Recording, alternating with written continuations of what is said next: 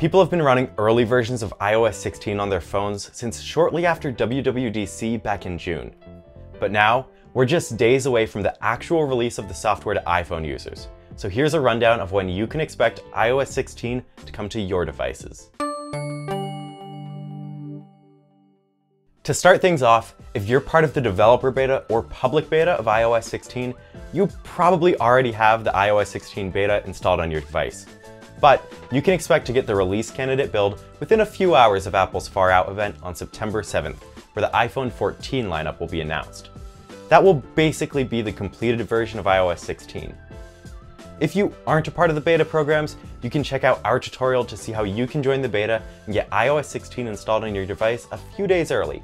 If you aren't enrolled in one of the beta programs and don't want to be, you shouldn't have long to wait, as based on past iOS launches, you can probably expect the software to release on the Tuesday or Wednesday of the week after the event. Though, there is a chance Apple shakes things up again, like they did with iOS 14, and release it much sooner. When it releases, iOS 16 will be available for iPhones as old as the iPhone 8, which was released back in September of 2017. With iOS 16, your phone will get some great improvements to the lock screen, messages, and more.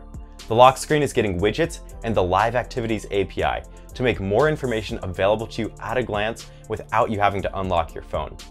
Improved focus modes make it easy to link a lock screen to a specific mode to help keep you on task with the apps and notifications you want to see at any given time.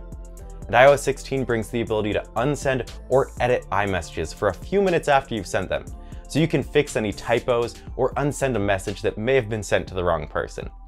These changes are just the tip of the iceberg, so if you want to learn more, you can check out our video on over 100 features coming to the iPhone with iOS 16.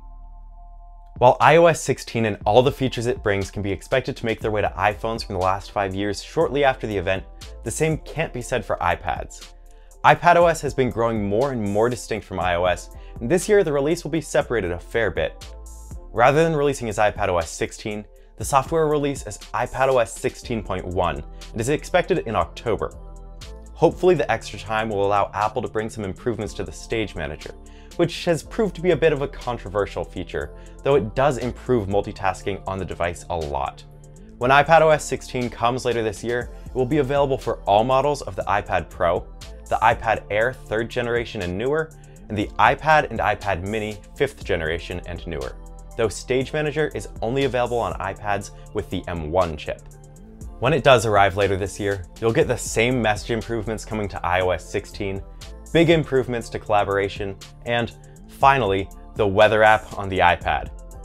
Of course, these are just a couple of the new features with iPadOS 16, so subscribe to stay tuned for 9 to 5 Mac's coverage of the full Far Out event and all the product releases that come with it.